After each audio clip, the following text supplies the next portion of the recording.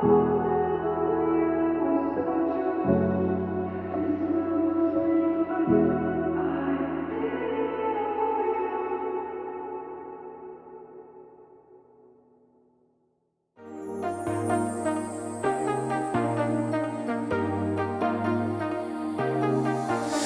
got you and your vibes in my mind, I can't get them out, no matter how hard I try. I need you and your heart next to mine, yeah, I'm all about keeping it you and I. When you're here, you spark chemical reactions, your aura strikes like lightning. Got no words, I'm just drowning in attraction. Only one way to describe it. It's electric, can you feel it? You got the only touch that takes me high. It's electric, I'm up in my feelings. I double vision 'cause I love tonight. It's electric.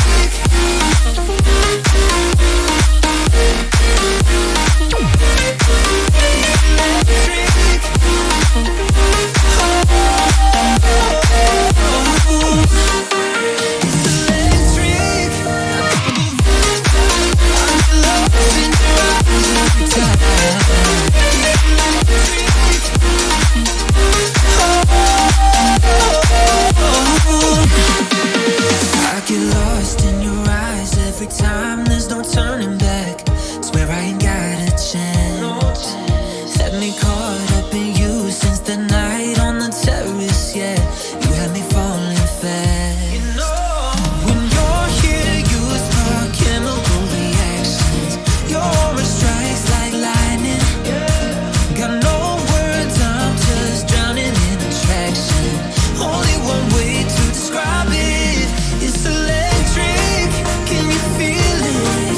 You got Hello, ladies and gentlemen, and welcome to the first ever episode of the Learner Drivers Podcast, where, this is the official University Rocket League podcast, right, guys? Where we talk about University Rocket League, and thus to talk about such esteemed topics on a regular basis every single Monday, which is why this is Monday, is, of course, this beautiful panel, unfortunately made up of myself, Nualek, and KJ. So the thing is, right, no one wants to introduce themselves in case there are any new viewers who don't know who we are, because if you don't know who we are, where have you been living? Okay, we're not going to go there. But we're just going to introduce each other, I think. That'd be so. Noah, you can introduce me, Oh, that's where we're starting. Yeah. Okay. Yeah. I mean, How would first you- ever if you- episode, if- and now if it was potentially like, last ever episode as well. If you were introducing me to someone, that we'd never met, how would you describe me? Oh, if it was someone we'd never met. And now, are they into esports, not into esports? Because if they're not into esports, it's, hey, here's my friend Steve. He has a degree in astrophysics, right? And then we just leave it there. Yeah. We move on from that point, all right? If it's in esports, then it's, hey, this is the guy who had a Rocket Sledge video made about him. He is, I mean, statistically the worst professional Rocket League player, at least in Europe. I don't know. Maybe someone's gotten worse out there at some point. They haven't. But we're being nice. We're pretending that maybe they have. Also, pretty great host all around. Look, enjoying himself over here. Pretty digging. Good broadcaster. Just digging the hole a little bit deeper. The lore master for Collegiate Rocket League in Europe. That's what you get. I think you should introduce Nualek, KJ. I think. This is Nualek, narrowly beating me as the worst Rocket League player in this group. Best Trackmania player. My second favourite Irish caster behind the Mustache DJam. The only one that we respect. And someone that looks older than me, but he's actually 5 years younger than me. Well, genetics can't be good for everyone, can they? That's Go on, Steve. Just roast me. Go on, Tylacto.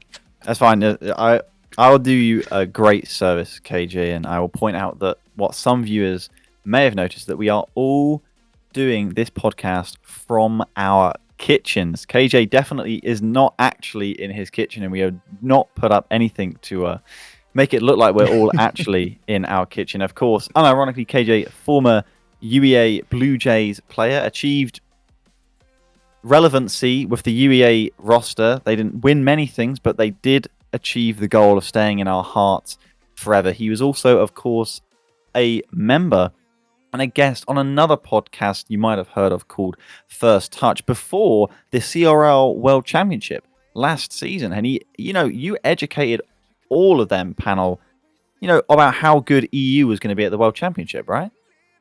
I got called up by T-Bates out of nowhere, basically told, how much can I throw in NA's direction, no matter how unguided and uneducated it is? I did a pretty good job, but there was always one thing that I'm right about. NA crowds are awful, and they were. And I am so happy that prediction paid off. Because everything else didn't go well, did it, for my EU predictions? You all let me down, really. But yeah. Do you want to take it about last season? We are going to recap last season, of course. But Nua, you, I gather, were following the tournament really closely from home, right? Yeah, no, I stayed home. I made sure I was glued to the couch. I definitely wasn't on my holidays in Croatia, drowning the pain in the lovely blue ocean and a few drinks. But, it was fine. I did actually catch a few of it. I was watching with my friends who weren't really into Rocket League, and it was nice to be able to show them and be like, hey, Rocket League is pretty fun. And then all the EU teams were out and we didn't have to watch the rest of the tournament. So it worked out really nicely for my holiday. It was very, very entertaining, ultimately, of course, as I'm sure all of you who watched at home will know. To the surprise of very little people, of course, Northwood did end up taking the CRL World Championship. Congratulations to them. They did sweep Stockton 4-0 casually in the final. But there was another moment that I believe may be on your screen right now. I was hoping to avoid it, but our lovely producer Finchy is clearly not going to let us forget it, is that all of the European teams did go out in groups. I've also just realized that the fact that I'm not actually in a kitchen may have been exposed. Do you want to talk about this fantastic game, KJ, while I make it look like I'm in my kitchen? Let me set the scene for the Kiel game. So this was actually on my 25th birthday. I was obviously a few shandies in, really, really enjoying it. I was already celebrating, and what happened? My bubble was burst, and at that time, I retired from the scene on the spot. My hopes were bled. They were gone. I'm still getting over it. It's like the Tooth Fairy wasn't real the second they threw that game. It was horrible. I don't know. For me, it's the fact that they'd already destroyed Valleyfield 3-0 earlier in that group stage. And, to call that they were going to be fine in this game 5, make it to playoffs so that, EU had a representative at playoffs. Why do we think this went wrong? Like, not just this game in general, but for Europe, right? Like, why didn't we perform to potential is the way I'd like to put it. Some NA people may say that we just performed as expected, but I think we definitely underperformed. You can see it at the crucial times, right? As we are seeing again right here. We just didn't have the guts to get it over the line. Well, I'm just going to throw how many coping excuses I can think of off the top of my head. So they had to travel really far. Maybe the humidity was different in Texas. That'll probably affect your dead zone. The crowd was silent. There was no hype. It was NA crowd. Do we have to say everything except for their mentals were just shattered? I mean, that's it. At the end of the day, they were the away team, and they just threw it. I mean, I know how joking feels. I've done it at pretty much every single stage of my Rocket League career, and it happened. They threw. It happens. Their mentals went, and hopes were smashed. Look, I'm going to throw shade at most of EU and most of our good teams here for a quick second, which is, my theory behind a lot of it is that we have good teams in Europe, but a lot of the teams at the top of Europe know they're at the top of Europe. And so when things start to go against them, it just falls apart really quickly. Like, you hate to say choke artists, you hate to say that we have a lot of them, but we've seen it in a few series. We've seen plenty of clutches in Europe as well over the course of UR Winter and over the course of UR Spring last year in EURC. We had some of them, but at times when the pressure goes on, a lot of European teams who are used to winning just seem to not have the edge to get over the line. When do we admit that EU is a farmers' league? When do we admit it? I mean, we can admit it because we've already admitted that we're bad. The whole of EU is just actually a microcosm for South Regional League in NSC. That's actually what it is. But I don't know what it was. It was like 4 game 5s out of 5 EU lost at the World Championship. No, 4 out of 4, I think. I'm going to correct myself there. We just could not win in the crucial moments. I can remember Berlin's throw as well. That was shocking. A 0-second equalizer to Oakland. And then a kickoff goal in Game 5 overtime because of a controller misinput, like Quint hitting it on the desk or something. It was pain. But the good thing is we get our chance to get revenge this upcoming year at the next CRL World Championship. And I mean, for me, I'm excited. We'll talk about it more later, right? But you know how NA I like. I feel like they're going to underestimate us because last year couldn't have gone much worse.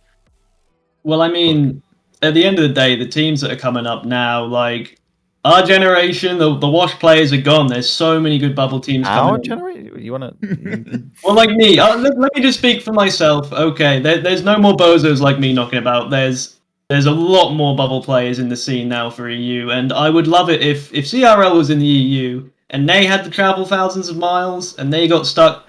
I would absolutely love it if we rubbed it in their face and they didn't make playoffs, but probably not going to happen because it's a little bit pay to win in NA, but we'll see. I can't wait.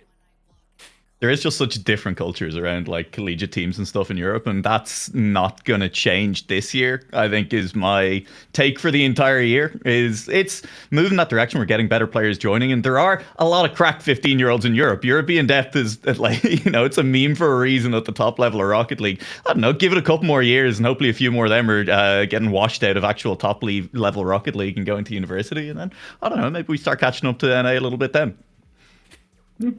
We can go back further. If we go in like reverse chronological order, if we go back to our happy place, back in EURC 2020-2022, I just want to say RIP EURC, by the way, of course. You may have noticed it is now UR Winter and UR Spring. EURC is now basically a swear word unless you say what year you are in particular referring to. There is no EURC 2023. Let's get that indeed settled well and fair and square. But the thing is, EURC in itself had some incredible moments. Like, not just the fact that Portsmouth did indeed beat out Berlin and you take them down. It was a huge matter in itself. And the whole tournament in general was fantastic. But just incredible moments like this. You even beat me to it. My favorite moment was probably like Trent against Nottingham. Like Nottingham Trent against Nottingham. The most incredible goal you'll ever see in a Game 7. We have it. It's Boomsy. You may have already seen it. You probably have already seen it. Did you see this goal live, guys? Because I still couldn't believe it casting it.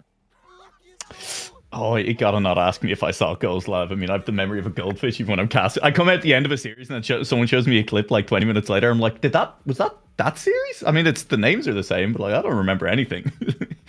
I think I might have seen that one live. I'm going to say I think I did. The thing is, part of the joy for me of doing all the UR broadcasts is that it's me sitting in the green room after hosting and watching the matches with whatever talent isn't on it a lot of the time. And like half the time, sure, we're watching the Formula One, but the other half of the time, we're just losing our minds at like whatever is going on screen, and just like hearing people pop off is so much fun in the back room there. But I mean, there was a lot of good goals over the course of it as well.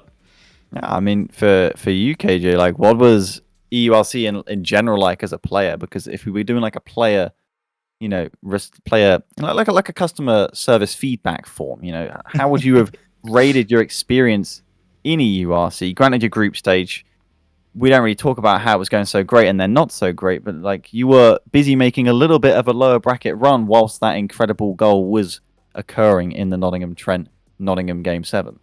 I mean, like, EURC for me last year, it was a blur. It was so much fun, and like, I don't think I probably took it as seriously as I should have. I mean, that's just kind of the player that I've always been, and that's kind of why I'm out now. But every single time, like, just knowing that there's going to be so many people watching us, and like knowing that, like, for Rocket League, for someone like me, I was just some bloke sitting in free play until someone made me play for UEA. Like, I don't know, it's an opportunity that not many people get to showcase your ability at a video game when, unlike a lot of the NA players, like, we're not pros, we're just people, we're just average just a guy, students. dude. Like, we go to the pub after the game. Guy. And honestly, it was like, I don't think I'll ever have anything like it again. It was great. It was so good. I think, honestly, you guys were such a beneficiary of that mindset I was talking about earlier, where, like, a lot of European teams are like, we're good, and we know we're good, and we know we're better than this other team, and then UEA Blue Jays rock up, and all of a sudden, they're not such a they're no longer such a big deal. Like, you guys would rock up and just start playing your own game. What is Northwood's record against UEA? What happened when they played us in the EU versus NA tournament? They're still 0-1 to me. Of all people, they couldn't beat old man KJ, and That's what Uni Rocket League was all about. Just me bursting people with an ego over the video game. To be honest, like it was so great. Do you have a particular favorite moment? Because if I think about the whole European circuit, certainly in spring, if I asked you guys what your favorite moment was, I kind of think it might be the same goal. It's the calamity UEA time. I mean, how many times did we just do something completely ridiculous? But there was that one I remember where I basically buried an own goal top corner, and Here we are. I'll never forget it.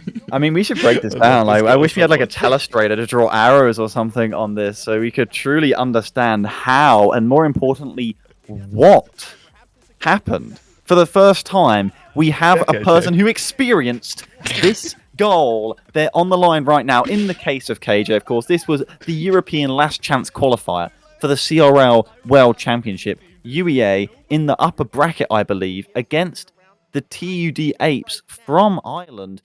Was it the very first series that was broadcasted on the Rocket League channel to the masses as well? And that happened? How do you even explain that?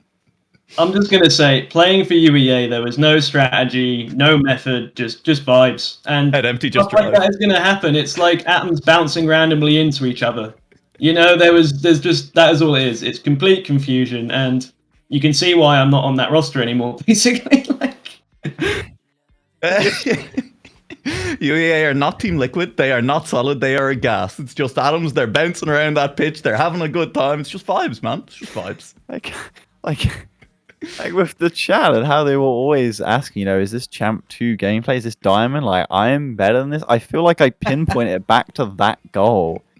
Like, we've never seen a more pinball, unreproducible own goal. You won't get it ever again. I mean, obviously the Boomsy goal is an unreproducible offensive goal, but to have an own goal, Say what you want about UEA and say what you want about my. Like, I was never that good at Rocket League, but I think I was entertaining. Definitely entertaining. To be fair, it's definitely an entertaining goal. For those of you who are very sharp-eyed, you may actually be able to notice that, of course, this is not being broadcasted on Halloween 2022, this very first episode of Learner Drivers, as it was meant to. And actually, for the first and hopefully only time, we're not actually producing this live. No, this is actually pre-recorded, therefore we actually find ourselves in our kitchens. But there is a special piece that we did prepare for Halloween, and it's one of the scariest memories in all of University Rocket League. It's not Kiel's throw or Berlin's throw at CRR Worlds, guys, is it? No. It's something that New Alec certainly doesn't know. KJ will, because I believe he was there at the time as I was. This was many moons ago, years ago, in the UK National League, NSE, at the start of the Tuesday evenings that, marked so many fantastic memories for all of us. There would be something called the Captain's Meeting, always at 7 p.m. You'd join the channel and you'd be told by the NSE admin, of course, at the time, Cenarius, what would be going down that evening and instructions on what to do. But there was a time where a cold breeze blew through the Captain's Meeting Discord channel, and it was truly Halloweeny. I'm so sorry that you couldn't watch this on, of course, the day itself, but we've prepared it for you here anyway. If you may, Producer Fincy, allow the experience to be rolled. South, sorry again. That was the other one. I got 92. That was North, was 92, right? South is 83. Cool, Yeah. thank you. Right. So, moving on, we have explained the system now to explain how to get your matches. Once the fixtures go up, you will see that each match has a match ID number. Now, the way you make a lobby is the lobby name is NSE followed by the match ID number, and the password is just NSE. I will put this in the announcement section as well, along with some helpful pictures, but you can already find those helpful pictures and those explanations in the player's guide, which again is in the announcements channel. An incredible, unforgettable night, as you will. Of course, thank you to Rafro98 for immortalizing that in the beautiful video you saw, even capturing the chat. We will move on from the past and talk. It's a bit of a who's who. If you slow down that video and watch it back, like it's a bit of a who's who of UK Rocket League over the last couple of years popping off in that chat. It's you gotta miss those days to an extent, really. But no, we can't reminisce. We can't overload on nostalgia. I'm sorry. We're gonna talk about the now and what's going on starting basically this week. It's the new season. It's UR Winter, and ultimately that is what we are here for and to talk about. But the format, it's changed, KJ, hasn't it? Yeah, I mean, only 16 teams now. The pressure's really on. I mean, we're cutting the fat out. There's no more lame teams, which is great. I mean, I really, really hope UEA still make it, but like, I like it that it's like, I don't know, it's a much more intense competitive format now. I'm really excited. 16 teams. Only 16 teams. Of course, there was 20, if not 24 teams for the 2 UR Winter Cups that we ran a year ago, Noah, right? But only 16 teams, and it's the same format as basically an RLCS full regional, Swiss stage into single elim playoffs. I love a Swiss stage. I do. I mean, I know there's debate because there's always debate about format in the Rocket League community and like, should there be more game modes and should we introduce... Look, it doesn't matter. Swiss is good for the viewers, all right? If you're watching it and you're like, Swiss is getting boring, no. Swiss means that you watch less one-sided matches. It means that as the day goes on, the matches mean more. And honestly, I think any format that ramps up in hype, that ramps up in stakes as the day goes on, just works better. And like, I genuinely love Swiss as someone who doesn't have to play in many competitions because I'm not good enough. Is it like valid, like from a player standpoint? Do we feel like the Swiss is a bad-ish format for players? Because like, I don't know. I don't even think it is, right? Like that's KJ, you probably have more insight than I do on that being a player. But I'm going to talk over you anyway, KJ. I'm going to do it. I'm going to say no. Players should stop complaining. Swiss is good. It makes your matches matter. If you win your matches, things go well. There has been, and I think the only criticism, KJ, speak to this, okay, is occasionally the format gets wonky and some teams get easier runs because of losing an early round, and like, I mean. What are you going to do? No format's perfect. No, I mean, like, pressure makes diamonds in content and gameplay, and that's what the Swiss format does. It's so much more hype. It's going to be so much better for the viewer, and now that I'm not a player, I'm all for it. I cannot wait. Like, it's probably saved my hairline that, like, I wasn't part of it when it's come to this, but, like, oh my god, as a viewer, this is going to be brilliant. Like, we've got the World Cup and this at the same time. Like, I can't wait to see my liver in January, I'll tell you that. I do like Swiss, but I do have to admit that I do actually prefer groups into like a bracket. Not the RCS groups from last season; those were terrible. Those tiebreaker scenarios. But like, I am also kind of happy that the same EURC format from last season will be brought forward to UR Spring for this season. The 40 teams, 4 groups of 10. Like, could you improve on that format at all? Like, is it not just perfect?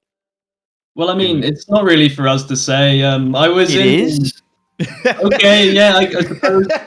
I'll just take the opposite opinion. It's awful. Then we shouldn't do it. But no, what's wrong with it? Just sit in the middle. I was part of the group of the experts, quote unquote, when we were discussing what format to do. And honestly, like out of all of them, it seems like the most fun way to do it because at the end of the day, with the smaller scene, we want more content, we want the better viewership, and this is the way to push our scene further, in my opinion. Like, yeah.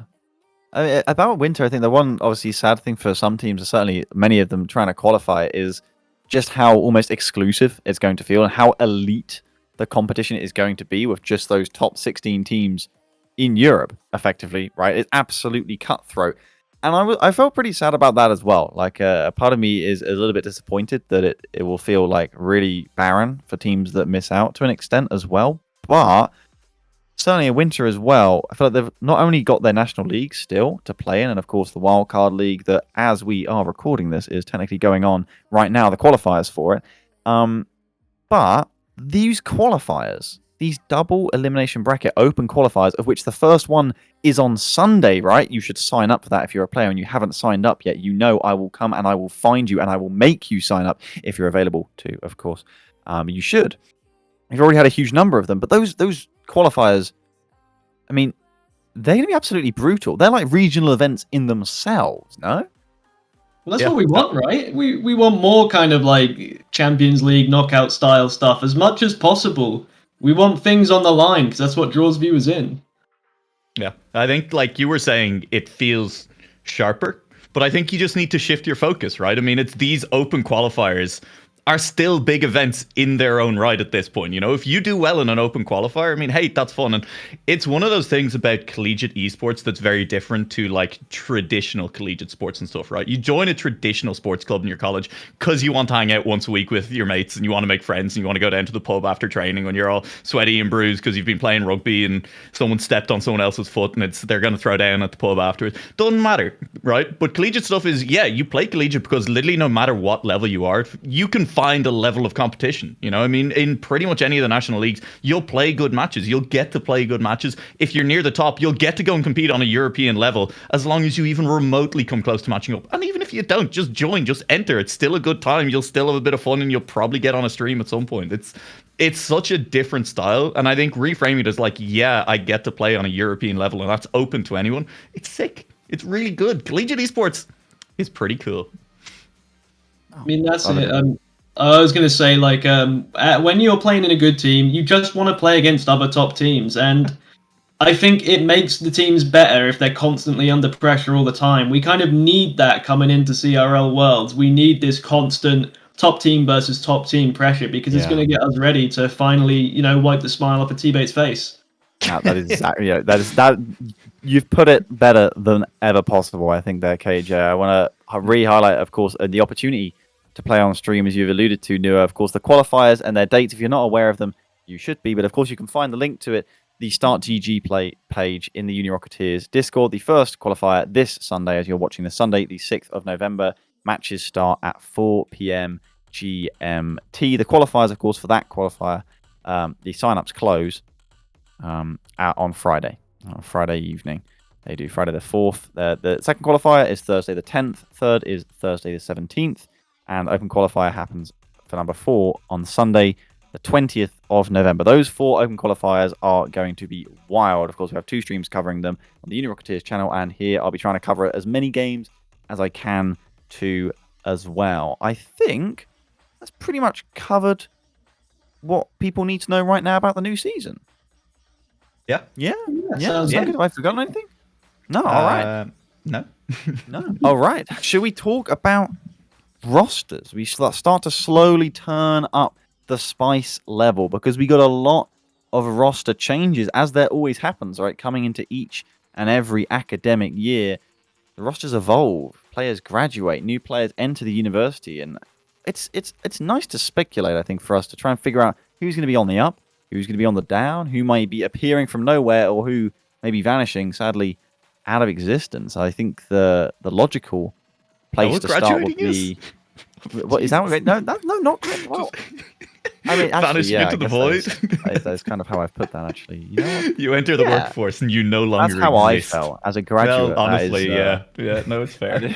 That is exactly how it technically happened. We'll start with the teams that Europe sent to the CRL World Championship, and no better place to start, I think, than Portsmouth for this upcoming season. Of course, the EURC 2022 champions, and the big story is Psycho has graduated. He is gone, and it's, of course, the former B team player Microbren stepping up. How do we feel about this and Portsmouth chances going forward now? I think it's really interesting. One of the big edges that we said that Portsmouth had last year, especially when it came to, the very end of the tournament when they were up against Berlin, was just how hungry that team looked for wins. They wanted to prove they could go all the way. They wanted to prove they could do it. And Microbren, maybe the hunger is still there, but I suppose the question for me is, what does the rest of the team look like? Is the drive still there when they come into a new season, having done it, having won it, having managed to go all the way? Do they kind of sit back a little bit? Is the foot off the gas, or is it full down? Prove that you can keep that legacy going. Prove that it wasn't just Psycho holding that team together. I mean, like, without sounding emotional, not just Portsmouth have lost Psycho. The scene have kind of lost him as a player. Like, what a legend of the sport. How many times has that guy absolutely demolished me? How many times has he flip reset all over me? And every time I appreciated it. And how many times have we seen him win final after final in the domestic scene? Win it in the European scene? Like, it's not going to be the same without him, to be honest. Like, I'd love to see him as a caster. I think he's doing that. But, like, as a player, we're really losing someone special there. And I don't think Portsmouth will be the same again, to be honest. He was Portsmouth to me. I mean, this is all nice about Psycho, and I do agree, but I just want to know how bad do you think Portsmouth are going to be now? Because we've already seen they lost to Bournemouth in one of their first tests in NSE. Things are looking dicey. I look at the results coming in this very evening, and they've lost to Salford 3-1. Of course, that's not a terrible loss, right? But are we in agreement that Portsmouth aren't They're going to be worse, on yeah. the throne of Europe anymore? For me, that's the unavoidable conclusion, because even though Microben, I don't think is that far behind Psycho even right now as an individual player. The role that Psycho had, like he was the heart of that team, and it's sort of been taken away, and it feels like they're having a constant identity crisis when I watch them play now. Would you remember when Lancaster lost you? Yeah, but Yeah. have you also seen that Lancaster are currently 2-0? As I'm watching this, they're currently playing Exeter for a 10-point week, and they're going to be amazing. So we don't talk about Lancaster because they haven't been relevant in It's a little irrelevant bit. as a player. No, fair enough. I mean, also like.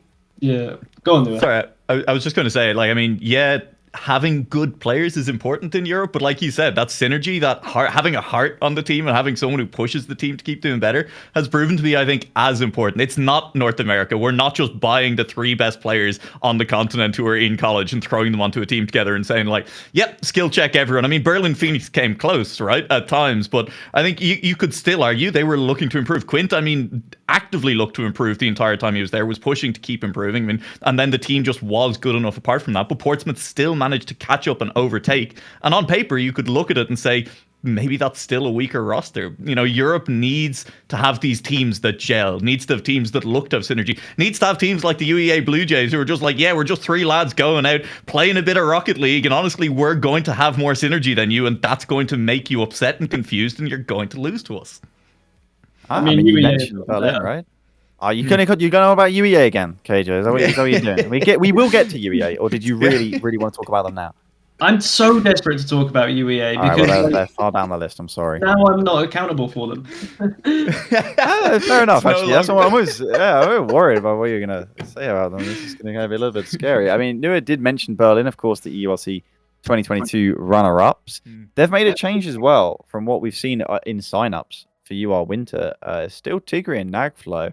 But, of course, we know Quint went across the state to St. Clair. Of course, they didn't actually qualify for CRL. The less we talk about that, probably the better. But now High Roll's come back into the mix. He hasn't played for Berlin in about 2 years, no?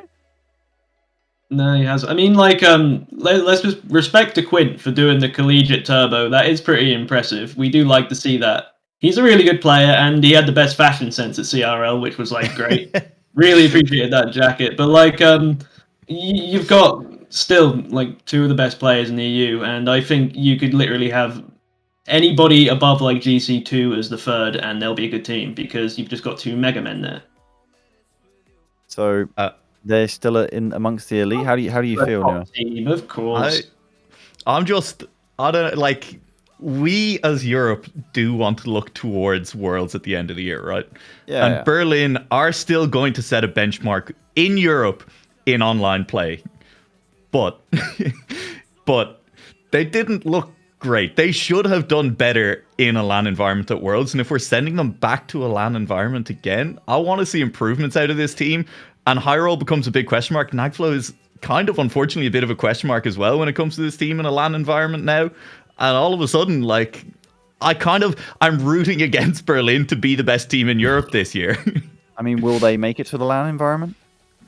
Like it's been said by KJ there, right? Like, how do you bet against them? It's still Tigray and Nagflow online. They've still just kind of run through teams a lot of the way through it. You just put anyone as a 3rd in there. And Hyro's played with the team before. But I don't know. I'm worried for us if Berlin are our best team heading to Worlds again, to be honest.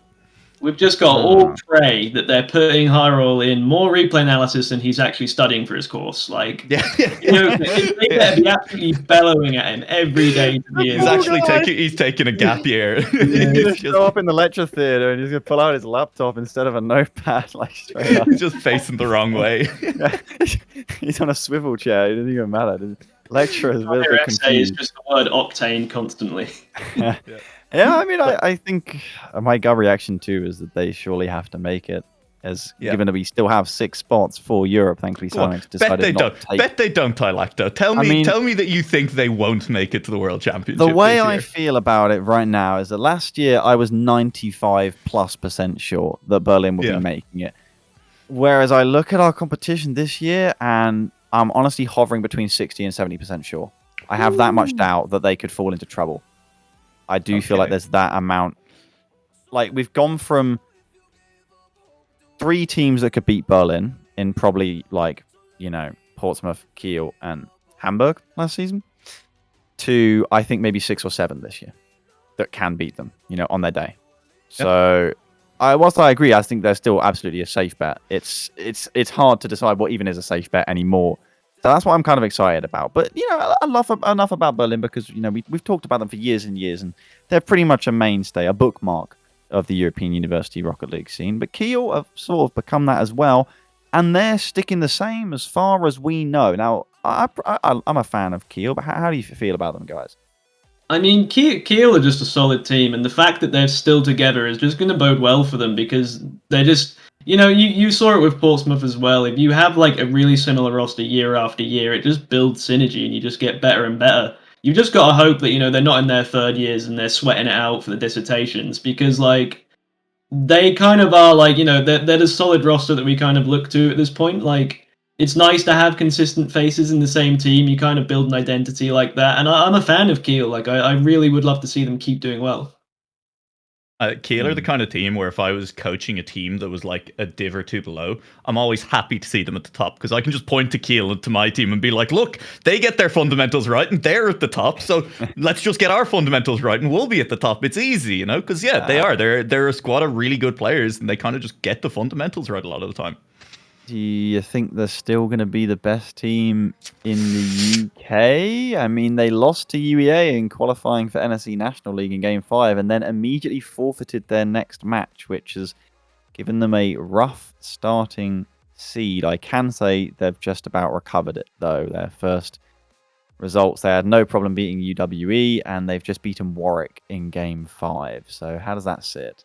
I mean, like, K3 being salty and freaking out over a loss. When have we seen that before? Like, it's Kiel all over. They're at the start of their season and their heads probably dropped. They lost to us in EURC last season, didn't they, in the groups? They lost 3-0 to us. Like, They did. It's just a UEA bogey team thing. yeah, it means nothing early season. I think Eclat just gets in K3's head pretty easily. He's quite good at that. And I love to see it, to be honest. Like, I really do love to see it, but you know, time will tell, and I think they thrive when it comes to the late season. They always do. Okay. Yeah. I mean, another I think team that stayed the same. it's telling that Kiel are not the team that we talk about late season as being the team that tilts in NSE. So, you know, I mean, it's sometimes early season, but late season, I think they stay pretty solid. And even if they do have a tilt, they're definitely not the worst defenders. I want to talk about Kid as well, Nua, because they're another team that have completely stayed the same. Man, I don't know. Don't ask me to tell you how Kid are going to do this year. Nobody. That was a really fun part of EURC last year. Just being like, well, Kid are going to lose, and then oops, here they are again, still winning. I mean, hopefully it keeps going. Hopefully that was, you know, class rather than form, right? You know, the old form is temporary, class is forever. Hopefully it was Kit showing us that they are a team that can perform at that level consistently because it bodes well if they are a team that can perform that level, if they have stuck together, if that's just their ceiling and it's, you know, where they stay. And it wasn't just them peaking for a tournament and, you know, we're going to see them slowly fall off because that'd be kind of sad at this point, honestly. I mean, Kit are the most likable team for me, for the ones that made it to CRL. Like, Pads is a complete legend of the sport and one of the nicest people going. Like, and you've got Matei, who's just, you know, he's him. But I honestly, at the LAN, I was so impressed with Pads and Kit. And, like, they actually really went above and beyond. They impressed us constantly throughout the knockouts. And, I mean, on stage, they were so close. They were really, really close. Close to winning a single series, and yet they And that's still all we lost to hope for. Salford. I mean, that's true. Getting reverse swept was really an omen of what was to come, I think, Yeah. against Sinclair. I mean, it's just like, if Kit are to still stay amongst, say, the elite in Europe, as they've sort of proved themselves to be, do you not feel like they wanted another player, like an upgrade, or do you not feel like they need an upgrade? Because, I mean, this is like maybe the fourth, might even be the fifth year of Matei and Pads playing together. And it's actually kind of crazy. But when I watch them, I seem to be more and more impressed with Loris Raptor. Like, I'm starting to question who I actually think the best player on the team might be in like a year's time. I mean, Kind of playing against scary. them a lot, Loris Raptor was like the offensive threat of that team. Like the guy's cracked. He's actually. I really didn't expect. I remember scrimming him the first time, being like, "This guy's a bozo," and he just clapped me for like 30 minutes straight. And I was like, "Oh, okay, they're good. Wow." And He yeah, pulled like, the UEA Blue Jay on UEA Blue Jays. So it's yeah, I mean, you love to see it, to be honest. I don't know, like we were saying earlier, like sometimes you don't need an upgrade. You just need to stay solid, and you can improve just by trying really hard. Like the gap between these teams isn't that hard, and I think it can be overcome if you just train together loads and you just sweat it out. Like that is a maybe- difference maker.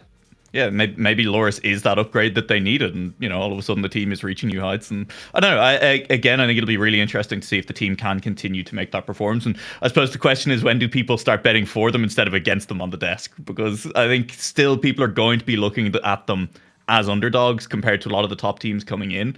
It's maybe still hard to rank them above some of the other teams who are at the top, even with new rosters. So I don't know. It's going to be interesting to see how things shake out once we see Kit matching up.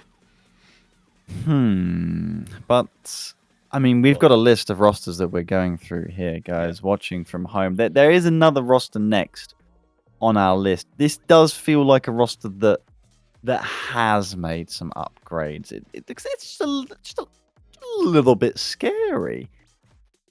No, not scary. I think it's terrifying. Hamburg have called themselves the best team in Europe once before, and they've yet to back it up. So, but I mean, Calix next and Lifox, potentially Lifox. I still see some question marks next to that name. I mean, this is, it's a scary squad, isn't it?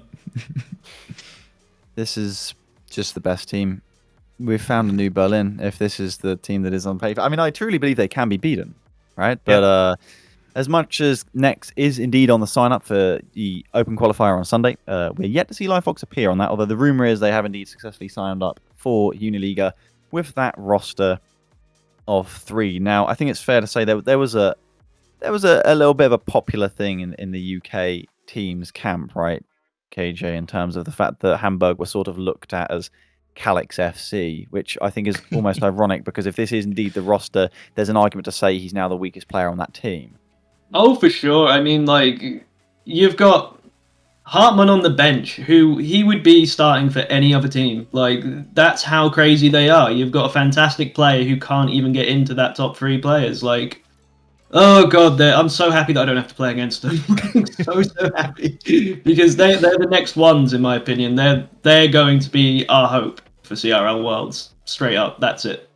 Yeah, this is an incredibly stacked team. I don't want to go like too crazy far ahead of ourselves, because again, we haven't got like 100% confirmed, but it is almost all but confirmed. And they were a team that already made it to the World Championship last season, and yeah, for me, they are going to be the ones with the target on their back. This has to be the top dog. Obviously, we haven't come into all of the rosters on this list, but this is one that just has premium quality across the board. And you often get 1, maybe 2 strong players in University Rocket League teams at the very top, but this is star-studded, the likes of which I don't think we've ever seen from a roster in Europe. No, I totally agree. Like, they are above and beyond. They are the ones that can actually compete with anybody in the world, I think. They're just all unbelievable players. I'm honestly, like, seeing the level of like EU teams go up like this, it's so nice. It's so nice. Well, the last team, of course, that did make it to the World Championship was from the UK. It was Salford. And Salford, as much as there were some rumours in the off-season knew it, they have kept the same roster. Still Jiggy, Arton, and Kood. Like, things... I mean, how do you feel about Salford? Jiggy's quality. He always will be. Yeah. Like, Yeah. he's getting better all the time, I They're swear. a good Like, team.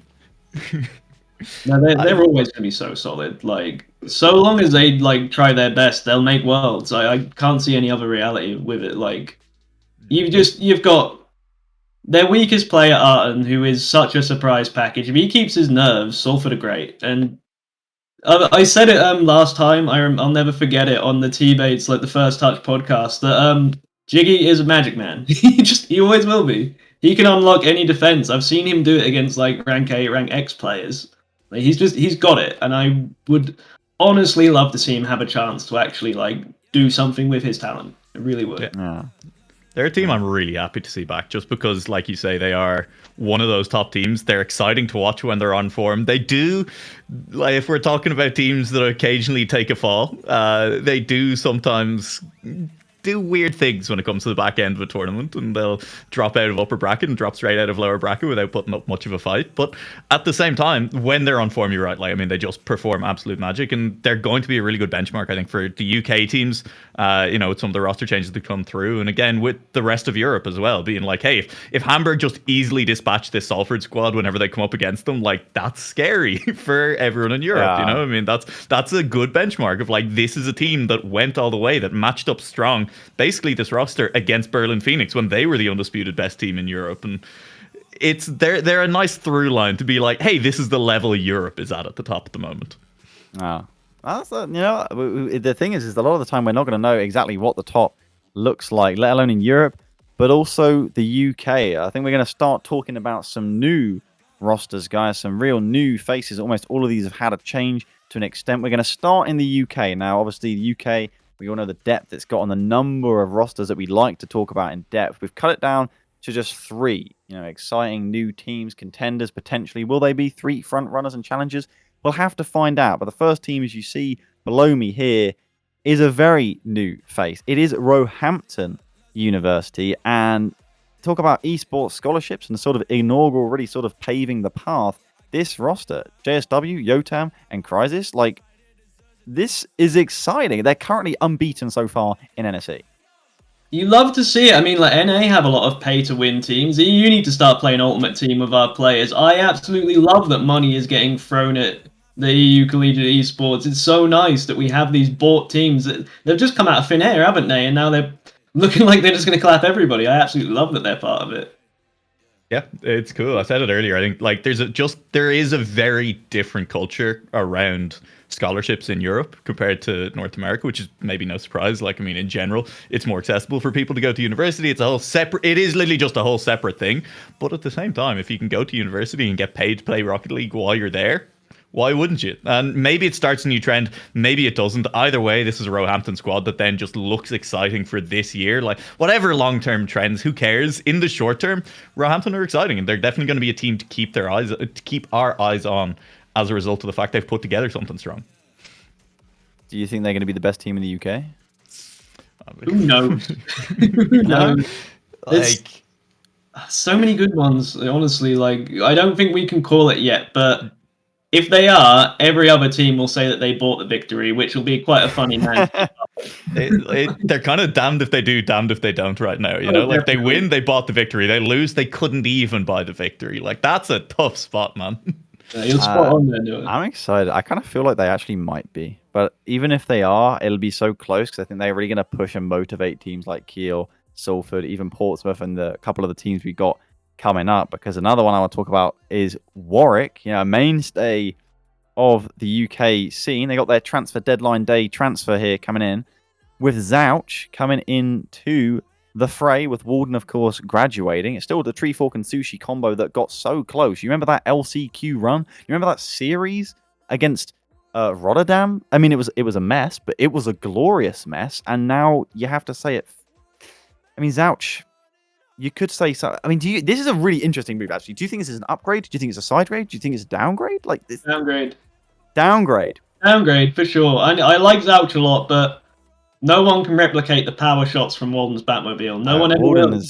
Walden is He's a unique. special player. He really was. And, like, it's a downgrade. There's no debate. Downgrade.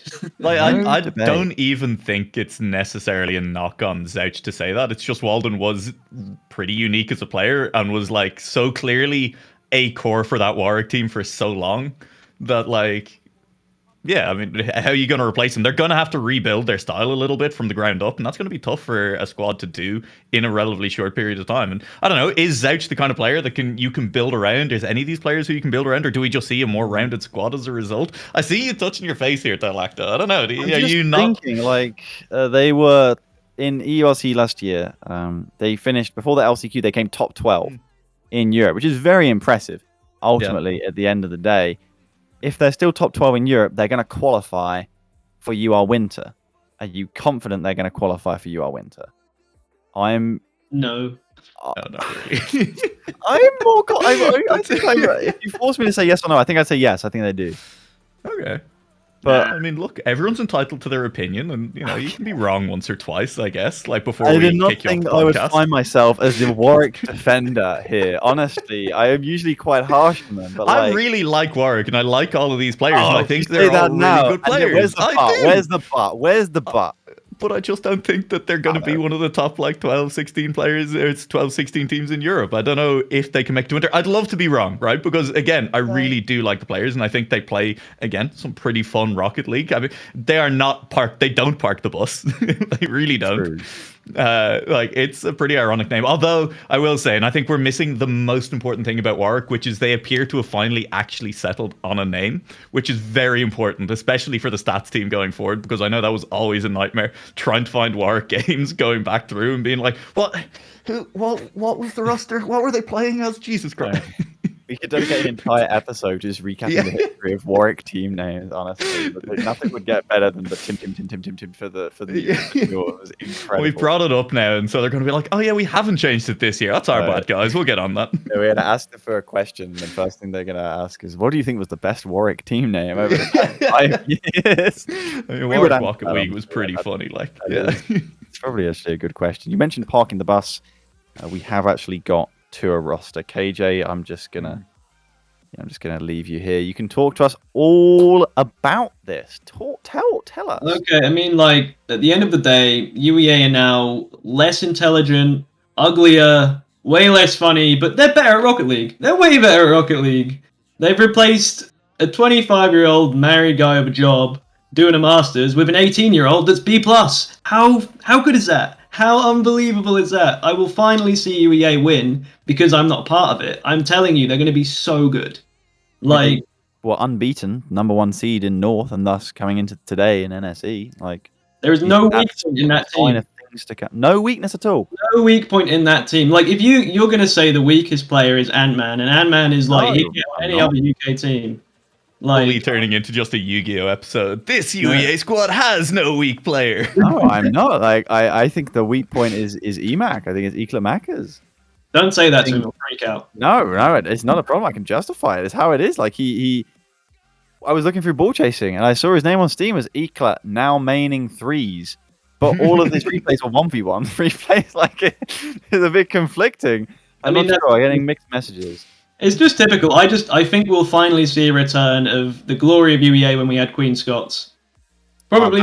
That's a take. You will not be able to replicate the Queen Scots era. Don't talk about that sacred time. Maybe not, but I honestly like that team. If they actually find some consistency and they stop going out every night, they will be so good. They are all so good as individuals. Like, I'm saying all of this because they're going to make me the coach and give me a free ticket to Worlds. Like, they're going to make Worlds. Oh god, yeah, of course. And if they don't, then I'm wrong. Like I was on the other podcast, Renee. I have nothing to lose. How do you, like we need to start introducing stakes to this somehow. I don't know. KJ's getting away with a lot here. Like, how does an unbiased person feel about UEA? I don't know. Pretty good. They're like, look, we talk about it a lot. And UEA were kind of a meme. We had a certified Blue Jay moment as well, certified UEA moment for a reason. The controller in playoffs when EMAC couldn't. The controller was so funny. Like, I mean, and that it's like legitimately, it adds to the legend. It adds to the like, oh god, what are UEA going to do? Is Eclat literally just going to be stuck driving forwards at me? And that's maybe scarier than Eclat with a reverse button in 3s. Definitely the only team that has ever and probably will ever win a series with one of their players not having the break button bound. Like, because like, I wish we had the comms to that series. It was like 5 minutes straight every game of just Emac laughing. The ride never ended that whole series. I don't even know. Like, I mean, it's exciting. I do feel undeniably this is an upgrade. KJ, sorry, yes, Noah. Yeah, but like Definitely. it is Upgrade. on paper, it absolutely is an upgrade. But you know, a lot of UEA's wins, KJ. I don't know if you agree with me. They weren't coming because you were the better team on paper. They were coming because you disrupted the other teams and you had a playstyle that made people uncomfortable to play you, and you just kind of you drew the games into chaos and you thrived in the chaos a lot of the time. And even if you upgrade on paper, if you can't, if the new squad can't replicate that, even if they're better on paper, are they still beating some of the teams that you beat on your way through the UR Spring last year? Well, like, one thing I'm going to say, the big difference is, like, these guys all actually have time to play the game and scrim now. Like, the amount of times I bummed off scrims last year, like, these guys will actually train and be motivated now. Like, I Yeah, honestly think, like, I was probably holding the team back a bit, but that's because, you know, I'm a fully grown man and not a teenager anymore. You're the You gotta King, keep as rubbing your that nickname- job and wife in our face. I mean, come on. I mean, his nickname, as known in game, sometimes even in your gamer tag while playing, was the Bone King. Now, we've never got into the meaning of that. We probably shouldn't. But I'm Man, excited no to see skeletons, Snipe I don't- on this. I'm excited to see Snipe on this roster. I was going to ask you what he brings to the roster that you didn't, KJ. But aside from like mostly everything, then it's probably like already covered in that statement. It's exciting. I just don't know how much. I'm sure you understand my doubt, right? It's UEA. You can't put all your eggs in the UEA basket. If you put UEA on your basket, there's a problem. Like it never feels safe. But I'm telling you, like, they've taken away their worst player and they've now got their best player to replace him. Snipe is the best player on the roster, and I would honestly love them give me a free ticket to Worlds. That's all I'm vouching for here. I'm going to I boost their think confidence they're a as much- dark horse. They're a dark horse. I feel like their ceiling, they have the potential to, but they're just they're below par right now from what we've seen. But they've given nothing. That's harsh because they've given nothing for us to doubt them. Like they haven't dropped a series yet until maybe if they get beat in round 3. Like, they've just got a lot to prove as far as I'm concerned, which is maybe a good time to move away from the UK and move into Germany and over to Germany, because we talk about esports scholarships with Roehampton. Hanover are doing the same thing, and you might see a similar and familiar name on that roster. System, previously on Dortmund. He's joined by very well-known and established bubble players Zedo and Sai. Now, how much of a contender can these be? System's getting taken for a free ride on this one, isn't he? What a legend. what an absolute Chad. I don't know how he swung this deal, but what a king. Art of the deal. I get a free ride to the top of Germany. You get me. I like the logo. The logo is kind of cool, like it's nice. It's kind of clean. I mean, we haven't seen anything about this Hanover team play, but Zedo and Sai, of course, incredible synergy. I think it's fair to say we're expecting them to qualify for winter, and they've got to be a contender for the World Championship, right? Yeah, honestly, like the standard that Zedo and Sai have played at, like the Nitro League Div 1, I mean, that is as strong as EU CRL top teams, easily, even if not better, in my opinion. I'd probably say it's actually a higher level. They're going to be ready for it. And System is going to be in the back of the limo sipping champagne, chilling the whole time. I'm so jealous of that man. Like, I mean, they're just very much like a part of the wave of, hey, there are really good players who have accolades in other spaces in Rocket League moving into the collegiate scene this year. Like, in general, that wave is happening in the UK and Germany specifically, but, hopefully carries on in a few other places as well. And it hopefully continues to raise the level of Rocket League. And they're just another example of that, I think. Yeah, I'm curious like how quickly and how fast does that sort of depth in Germany drop off? Because we've still got teams like, you got still 2/3 of Dortmund, I know, will still be about. I think OSGG, Osnabrück might still be there, but a team that we didn't get to see in spring, but actually have been about, they were playing in summer before the end of the academic year. It was actually Stuttgart, Engine Stuttgart. They are back. I'm pretty sure it's still DNA and maybe Tivlix as well. No, Tivlix, I think, actually has graduated. So as you can see, it's Aki and Mizu joining. I'm going to hold my hands up. I've not seen this specific roster play. I'm assuming that's safe to say for all of us, right? But are we just going to try and trash talk Germany and say that that's not a good enough team to compete with like similar level in the UK, or are we usually going to be proven wrong in that regard? I would love it if Germany are finally washed and not dominating the scene. I would love it. I don't think you can look at it and be like, yeah, Germany finally don't have the depth that the UK has. That means they're washed. Like that's not been Germany's strength. They've been they have the best teams at the very top. They have a few teams that can really compete, and then the UK absolutely just runs much deeper. So I think looking at Germany and being like, oh ho ho, this is finally the year they don't have the depth to go down like 6 or 7 teams, and you're like, nothing's changed there if that's true.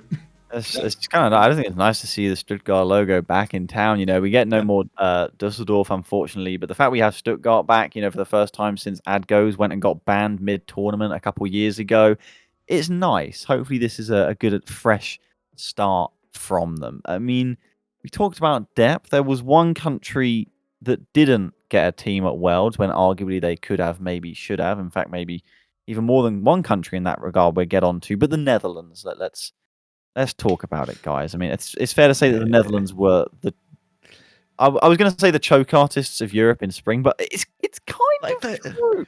Yeah, they clutched up a couple of times. I mean, Erasmus didn't though. Never when it mattered.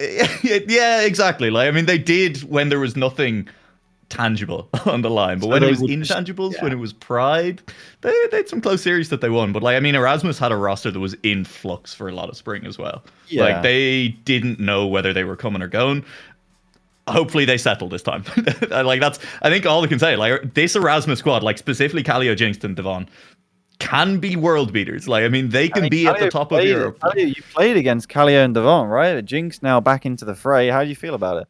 Honestly, like, out of anybody, like, Kallio deserves it. He's, like, one of the nicest people in the scene. I think Netherlands, their scene deserves a team to go to Worlds. They're honestly, like, they're my favorite people to ever deal with. They're always so fun in lobbies, and they're always trolling in lobby chats. Like, it breaks my heart that they didn't get it, honestly. I would really Kallio is one of the only collegiate players in Europe to have seen the inside of an RLCS training room. So, I mean, that's got to count for something, I think, having managed to sneak his way in there in London during the event. Like, surely that's leveled up his gameplay. Surely Erasmus come in now. Like I said, like, they are just a good team. They've been near the top. They've been one of the contenders for a long time. They just need to actually nail that consistency down. They need to have a roster that practices together regularly. And yeah, they can make Worlds.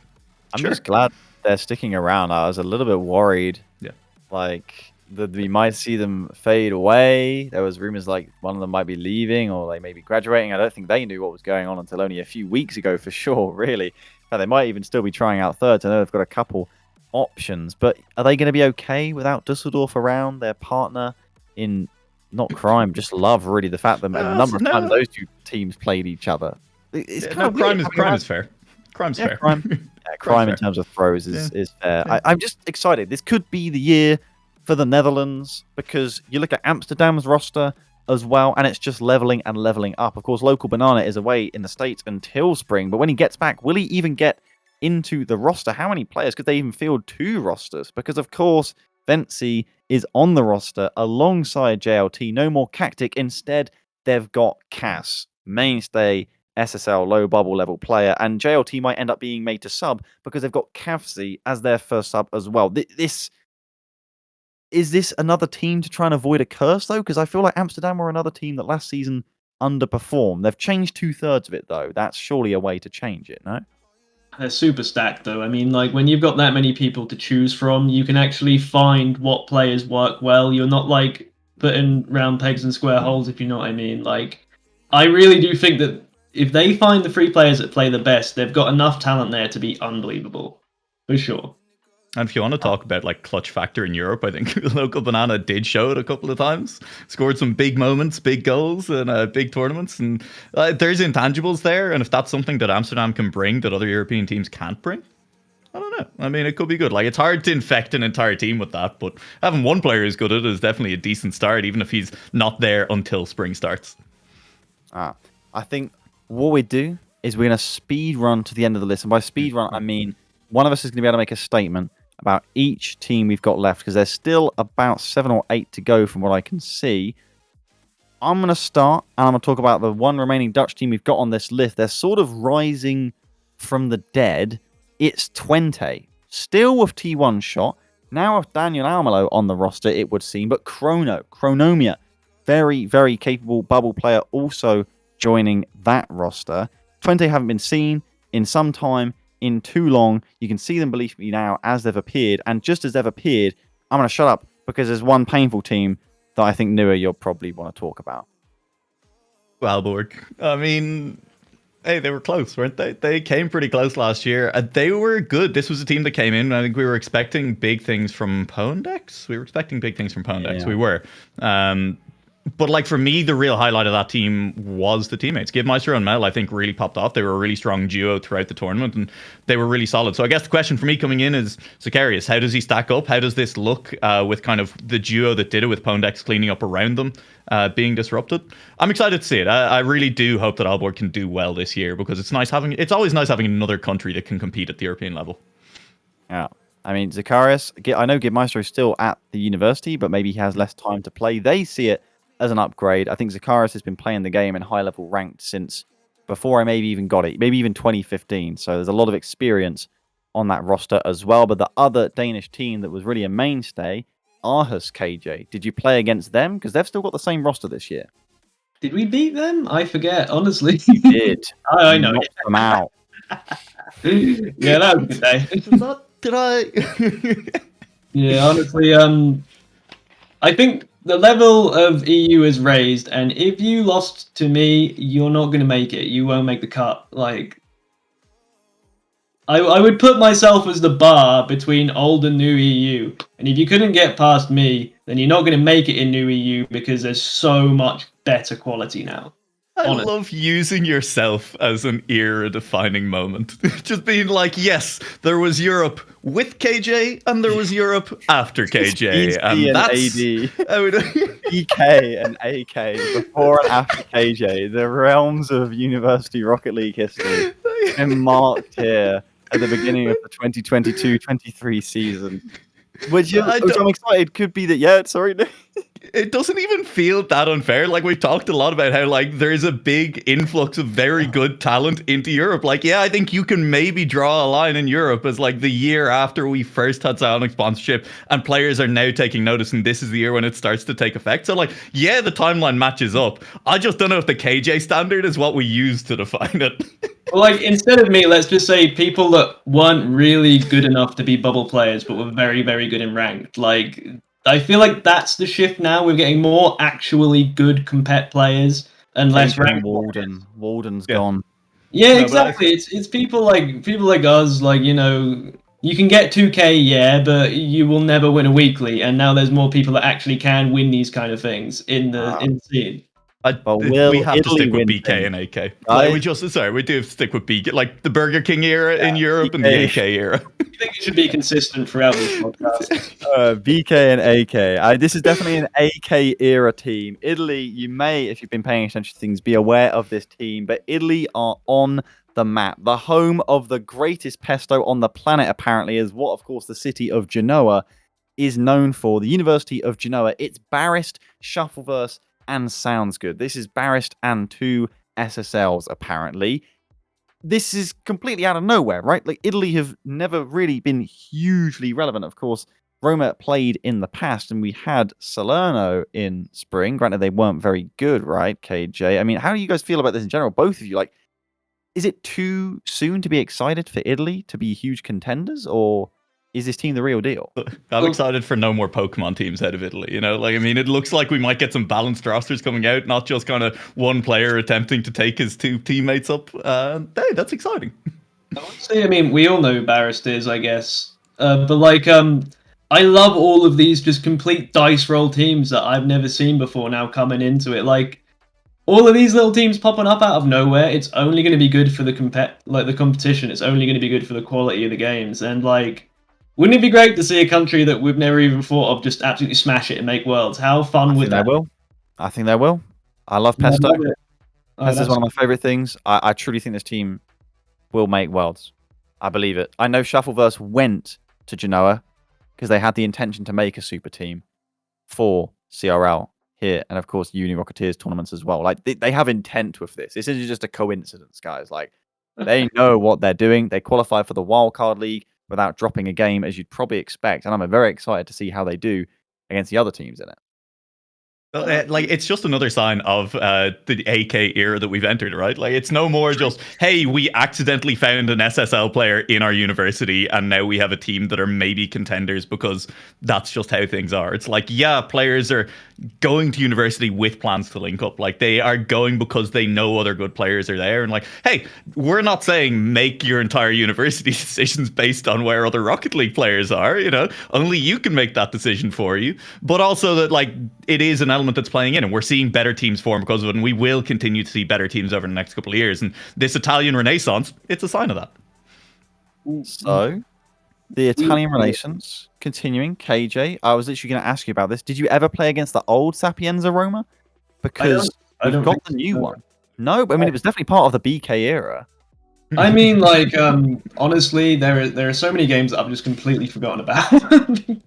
As you could see from the clip earlier, like, there's many games my mind was completely vacant. I don't think we ever played them. I probably remembered. Play them. They were around EURC 2020 when Lindo, of course, was still on the roster. Very esteemed Italian player. His teammates at the time were Bongo D, another great player as well, but their third, trying to remember his name. I actually forgot it the other day as well, which has now upset me even more that I cannot remember this correctly. But this is an upgrade. Like, this team is stronger than it was before. Granted, it failed to get out of groups, I believe, in EURC 2021. Am I correct in saying that? I am right. Yeah, they came 6th in Group B. You didn't get to play them because they didn't make playoffs, KJ. Whereas, of course, you and UEA didn't either. You went 2 and 5. Let's not talk about that performance. But do you have anything to add on this roster? In the sense that, obviously, we haven't talked about them hardly at all. They qualified, beating the Wrocław Bankers in Game 5 to, you know, some of how they compared against some of the best Polish opposition, but it was a reverse sweep where they absolutely battered them. I watched the series. They lost 4-1, then 3-2. They then qualified, winning 6-0, 7-2, 7-2. Like, this team has quite a high ceiling, but the way I look at it is that they're kind of constantly going to be in the shadow of Genoa. I mean, at the end of the day, like, they don't strike me as incredible. Do you know what I mean? But like, until we actually see them under pressure, we don't know, because there's so many of these like good ranked players, good low bubble players. But like, honestly, it's weird because just Collegiate Rocket League is just built different, isn't it? Like, it's just so random. We don't know. Like, I think, as far as I know, Predator and Diablo come in at about GC3 in rank at the moment. But again, like, I wouldn't be able to like exactly pinpoint that. It is kind of exciting though that we have more than one, potentially even 3, depending on qualifiers. You know, I know Padua have been trying to qualify as well. So it's just really nice to see Italy properly on the map. And I know a team we don't have on the broadcast system for you guys because they've only qualified in the past hour or two. But it is a proper representative from Portugal. You got the Institute University of Lisbon have qualified without dropping a game. They qualified comfortably. They're the Portuguese roster, of course, of XYZ45, Hunaru, and Leonid. That's with a capital D on the end. You may have run into them in rank. Do you ever played any of them in rank, KJ? Newer, obviously, there's no point in me asking. you can play Leonid in twos a lot. Very good. This is a all SSL team, so I feel like Portugal are also arriving fashionably late to the party. No, I mean, like, I remember a few of them from twos, and I think, like, is Leonid like the mechanical guy? He's very, I swear that guy has like clapped me many a time. So, you know, I don't want to use myself as a barometer again, but I'm pretty sure he was like high 2K, like very high 2K. This is a very exciting roster that, of course, are signing up, I hope, for the Open Qualifier on Sunday as well, so you can really get them into the picture. As we've got 2 more teams on our list, New Alec, as you can see, and they're the two teams for the non-Irish that have mostly been the real contenders on the map for Ireland in Europe. Why don't you update us on the situation? Yeah, I mean, it's interesting talking about Ireland with Europe. I mean, like, look, Ireland has not always had the best showings. I think TUD had a pretty good run through the last chance qualifier last time around, which was that was a good time. Like, I mean, they showed some good things. They had a banger of a match against UEA on the main Rocket League channel. It was good fun.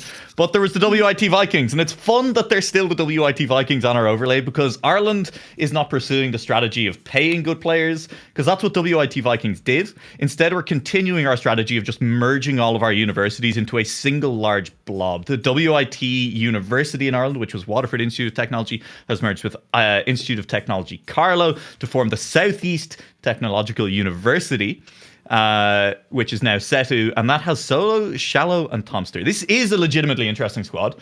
Solo and Shallow have both been around the Irish scene for a very long time. Both of them outside the collegiate scene just have a lot of results in the Irish scene.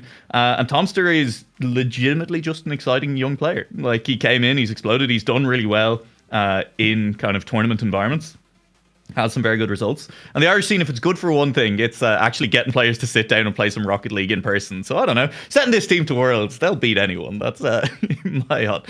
Okay, I mean, maybe not. But I'd like to see it. And I think they're up against TUD, really, because Ireland has one spot as things stand for Spring. Unless someone can sneak their way through a qualifier for UR Spring from Ireland, it's probably going to be Setu or it's going to be TUD. And TUD are that squad of Shane, of Parable, and they've lost down Cannon. They have Python now. It is probably on paper a downgrade from the team that we sent to Europe last year. Shane continues to be very good. Shane is also continuing his way through college, and so I don't know. I hope that he continues to play at that level. Maybe he can continue to carry this team. I think Ireland is going to be interesting. There are a couple of other decent squad. A couple of the Queens teams continue to get a lot better up north, and they're playing, I think, almost exclusively. I'm not even sure they've signed up for Newell or NSC this year. I'll double check my facts on that. But I think Ireland is going to be interesting to watch from the inside. And I think potentially we could make a little bit of a splash on the European scene this year, depending on how the level of competition goes. Yeah. I mean, of course, the Irish university scene now under natives, of course, you're right. I think it's really between Setu and TUD. But I mean, for Spring, though, I mean, there's 40 teams that make Spring. Is there not a realistic chance that they both qualify? Maybe? There is an, I mean, there's one an of them outside chance. There's an like, I mean, given if we hadn't had the last chance qualifier last time, I probably would have been like, not sure based on how our teams did in the group stage. But like, based on the run that TUD were able to pull off in a last chance qualifier, like, yeah, maybe. Like, there's a chance that you could argue that if these two teams are competing at the same level, that both of them belong in the top 40 teams in Europe. But that's a long way off, and I'm going to have to wait and see, especially how this TUD squad with Python in instead, before I kind of commit to saying, like, yeah, they're still going to be deserving of that place. But Winter's top 16, KJ. Yeah, Irish teams, sign up for Winter, all right? If you're watching now, would you stop beating around the bush and actually play in some tournaments, all right? I can't just sit here and talk you. Although, actually, if we never sign up, nobody will know. So maybe, yeah, do your thing, guys. Do we think any of them have a shot at qualifying for Winter? I mean, I feel like Setu have a shot, KJ. I mean, if TUD are indeed a downgrade on last season, I know that you had a bit of trouble with that TUD side, but like, how do you feel about the odds given it at 16 teams in Winter for the both of them? Honestly, I will say anything positive for Ejam. I really, really would love, just for him and Unua, for an Irish team to do well. I'm going to say one of them is going to make it because they're the best guys in the scene, in my opinion. I just honestly, like, Irish casters, best casters, hands down. You got to come to one of the Irish in-person events sometime. The RLI lads, they put on some banger in-person events. Oh god, I'd love it. I've realised that we've had a lot of fun talking about all the rosters. We got a little bit carried away. We didn't really we wanted to do every sort of roster justice. We have hilariously overrun to an extent, and we do want to make sure we try and answer as many of your questions as possible in the Q&A. But there is some early results to catch you up on. So I don't know if any of them immediately stand out to you two, so interrupt me if so. If not, I'm just going to flood ourselves with interesting results. I noted down a few, certainly mainly from the UK scene, because BSL and DSL, that's of course the Belgium and Dutch student leagues, they don't start till next week. Uniliga as well, so the vast majority of these all UK based. Of course, we talked about UEA beating Kiel in Game 5. Birmingham beat Salford, by the way. Birmingham maybe a contender. Salford maybe a little bit shaky. De Montfort, relevant and in the mix. They took UEA to game 5.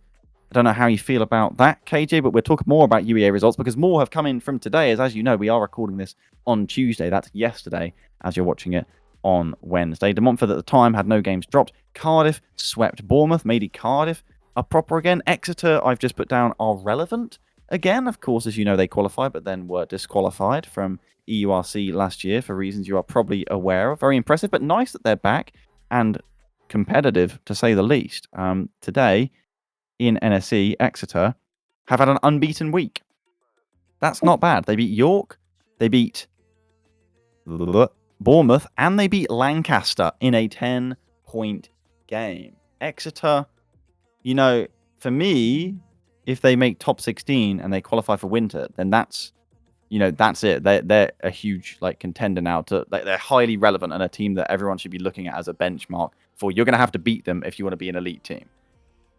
If they beat UEA, we're getting them banned again. That's it. UEA, I'm afraid, in the 10-point game here, KJ, they've lost game 5 to Salford. So the unbeaten record, I'm afraid, is gone. Is that upsetting you, or is that okay because it's so used to UEA disappointing me that I feel nothing. Honestly, I mean, Ant and Jiggy, they're probably just trash talking each other the entire game. They never play well against each other because they're basically outside of Rocket League, low-key dating. So it is what it is. I mean, for you, Nua, Kiel have had another 10-point week, so pretty smooth for them. But there's some interesting results on the way, of course. They swept UWE. They have beaten Warwick in game 5. And then for 10 points, they swept Loughborough. Does that pretty much sweep the loss to UEA under the rug now, or...? I think KJ said it. It's early season, right? It's a Kiel squad that we expect to end up in playoffs. I think is probably the easiest way of putting it. Whatever their road looks like there, I think it's fair to judge them on what their winter playoffs look like rather than anything else. Because I don't know, I'm willing to give them the benefit of the doubt a lot more than I'm willing to give some of the other top UK teams the benefit of the doubt at the moment. What I'm basically hearing is, of course, as Roehampton have only gone and got another 10-point week, is that we're pretty much done with the results. Birmingham, relevant now. That's a 7-point week for them. Lancaster, obviously. Lancaster are going to be huge. In fact, maybe might ascend and improve to be the best team in the UK, if not Europe. Manchester have taken Portsmouth to game 5. Portsmouth are continuing their struggles, but credits to Manchester, who are very much on the map now as well. But why don't we move on to some questions that were sent in, of course, to the Discord channel, the Committed to the Task and Purpose Discord channel in the Uni Rocketeers Discord, where you can ask us questions, and we've picked out a few that we'd like to cover. The first one that we received was from Taylor, of course, one of the strongest players coming out of the Polish region with the Wrocław Bankers. He says, Szczecin Griffins and Wrocław Bankers, how do you see both teams' chances in this Uni Rocketeers season? Which of you wants to take that one? I mean, Taylor's good. I think I played against Griffins before a few times. I think I was surprised by how decent they were. But Taylor's good. I honestly just please pop off. It's just a lot of the teams from the smaller nations that we don't see much. We need more a diverse representation, and I'm gonna go with Taylor's team. Why not? I'm supporting him because I've seen him in ranked a lot, and I know he's a good lad. So get in. Yeah. Go on. Do you think they have a chance of making it to winter? I have no idea. I will probably say realistically no, but I'm gonna just put my EJAM Irish hat on again and say yes, do it for the memes. Do it for the memes. Wave many flags. Yeah. Exactly. I want to be not pessimistic, but say that we've talked a lot about how the entirety of Europe has kind of massively upgraded. Maybe not massively upgraded, but that we're nervous about the fact that the entire level seems to be rising. I'm not sure if there's been big changes on either of those rosters, but in general, we've seen the Polish teams kind of struggle to keep up a little bit, is probably the nicest way of putting it, at that kind of top level in Europe. And unless there's been big changes, I think that could continue to happen. But like you've said as well, KJ, I'd love to see them do it. They have definitely put up strong performances at times. They've made some teams sweat that maybe weren't expecting to sweat against them. And if that continues to happen, if they can continue to be that kind of spoiler, and if they can continue to raise the level, I'd love to see more Polish teams do well, yeah. I'm just kind of excited in the sense that I can confirm that both of them qualified for the Wildcard League. The interesting thing, of course, is that in what I think most would consider a slight upset is in the first qualifier, Stettin Griffins did beat Wroclaw to qualify in a 3-1 scoreline. That's still, of course, Cherry, Liqua, and I'm Not Insane. Still the strong roster. And that's the exciting thing for me, I think, really, in terms of Poland, is that they continue to get better over time. They are putting in the work. They are motivated, and that's what I like to see them do well. I don't think there's a chance they qualify for winter. Frankly, I would love it if they did. Of course, we know they will have team, if not teams, I can't remember, in spring. Top 16 And is so I difficult. I have a feeling that we might see Poland take a series in spring, which is harsh to say like that, but I'm pretty sure that would be the first one. Like I see them now as having the capability and the ceiling that they can take series, when in the past that hasn't really been the case. Like the rivalry between Stettin and Wrocław has been like, even just hearing about it from the outside, like they've been going at it, and like, yeah, they're definitely two teams that are pushing each other. It's great to have national rivalries like that. It's why we were talking about, like, yeah, 16 is very narrow. You're getting a very narrow slice of what the top of Europe looks like at the top of UR. But hey, pay attention to your national leagues, because like in nearly every national league that we've talked about, there are rivalries, there are historic teams, there are teams that have gone on runs in the past, you know, and pay attention to it, because there's a lot of really fun Rocket League happening out there outside of what like the top 16 teams are doing. If you're going to talk about, you know, nations with sort of less success in the European stage, we also got a question in from Cool Kate from UTCM, which I'm pretty sure is Technical University of Cluj-Napoca, I think, in Romania. I've probably absolutely butchered the pronunciation. They've wanted to ask us, does Romania have any chance at winning games/series, and what would be a helpful tip you could give to the players? For context, they've played in both of the wildcard qualifiers. They didn't take a game in the first one, but here this evening in the second, they did get a game off of Portugal's AFCT. So they clearly can take games, and they're clearly going to be improving over time, the more exposure to competition that they get. What sort of tips would you give them, though, KJ? For me, it is about that exposure and the fact that they should constantly be, you know, trying to use the scrim channels and just trying to scrim against teams, even though they didn't quite make it to the wildcard league. Number one tip: just avoid grass at all costs. If you want to be really good, you just play the game all day, every day. But now for real, like play a lot as a team together. Like if you really want to be good, like just honestly, like even go into like weeklies outside of like University Rocket League. Just play as much Rocket League together, especially competitive Rocket League, like especially tournament-based Rocket League, not just ranked.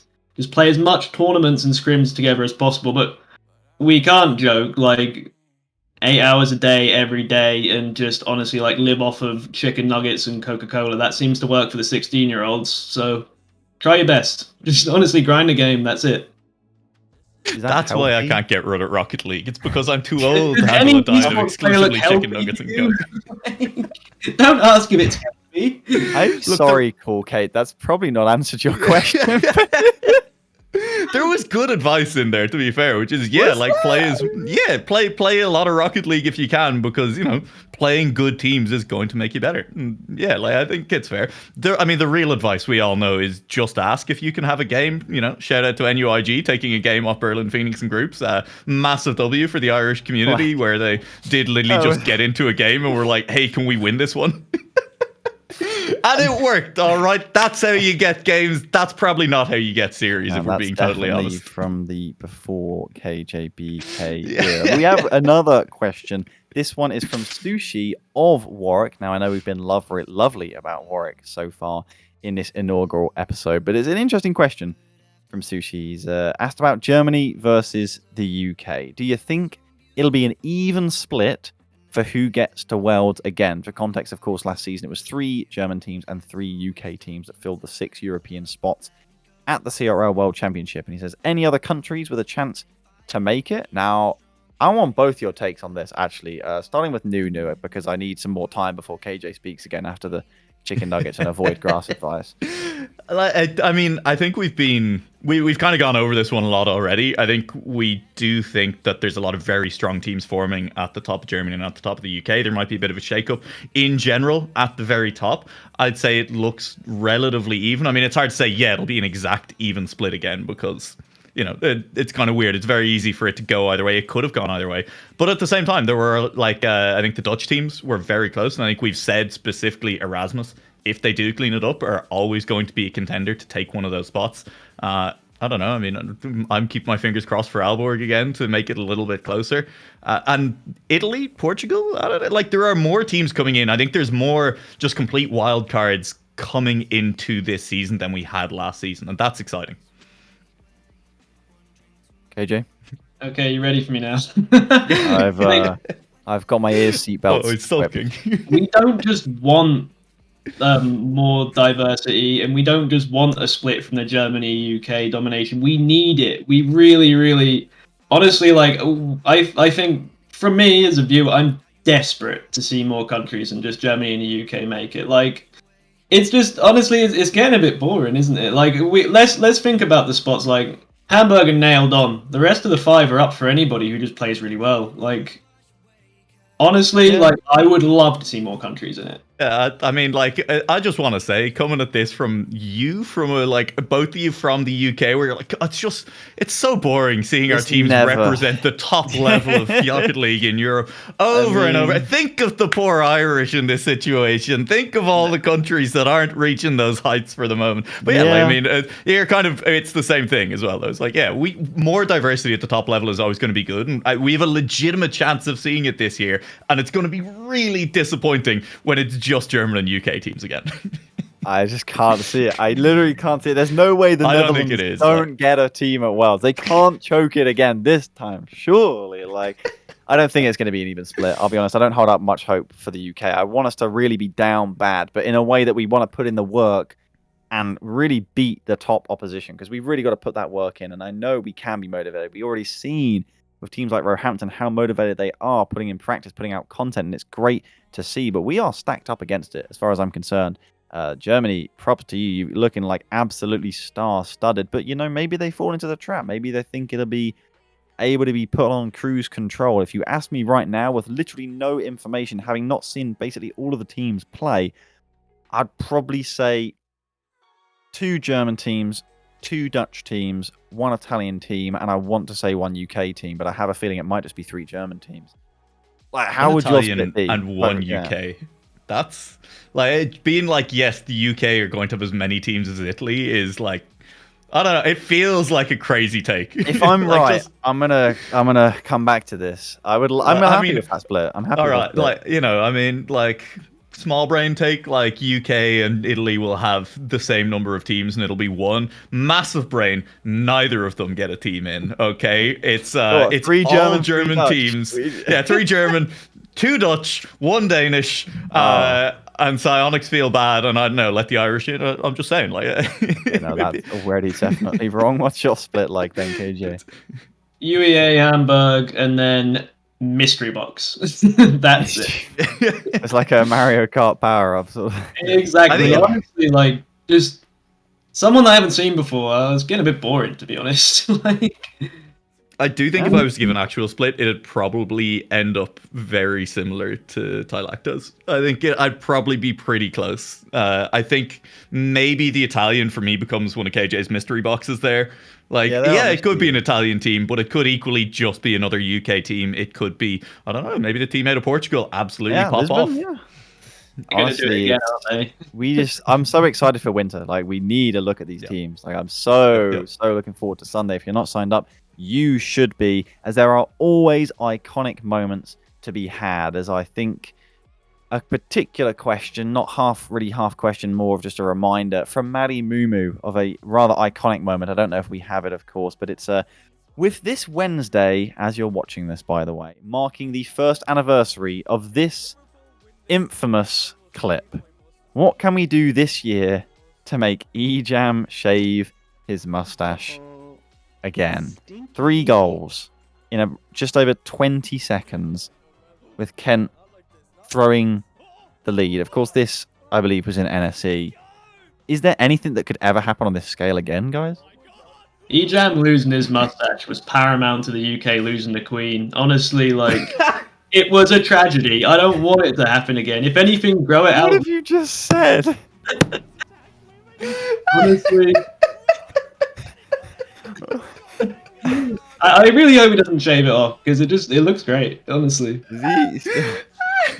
It was nearly a 6-minute overtime as well. Like, does he have his mustache for this year? Like, is there even a mustache to be shaved again? Like, these are the questions that has to be asked. He just I haven't flicks seen it him. Oh, there it goes. Oh, it's brutal. Oh, God. Oh. You asked if it'll happen again. Like, it did happen again to Europe, like 3 times at the World Championship, essentially. Yeah, So, like, that yeah, being said, it can yeah. always happen again. We have a lot of Rocket League to come this year. Three goals in a minute is one thing. The 3 goals in what was it? Was it like 20? How many seconds? Like, I actually don't even remember. It was. Too few seconds is the answer. And I'm not. I just love that it was Maddie who brought that up. He was the receiving end. He was the victim, Maddie Mumu.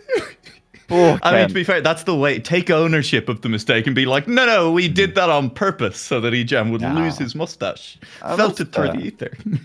We were talking about stacked, and we are going to talk about the UK here. As there was an interesting question I thought from Poddy, given it is the winter season, and looking back to winter, which was, of course, such a different time to spring, right? Last year, so much changes between the splits. And Poddy asked, was the NSC top 3 in winter last year the best the UK has ever had?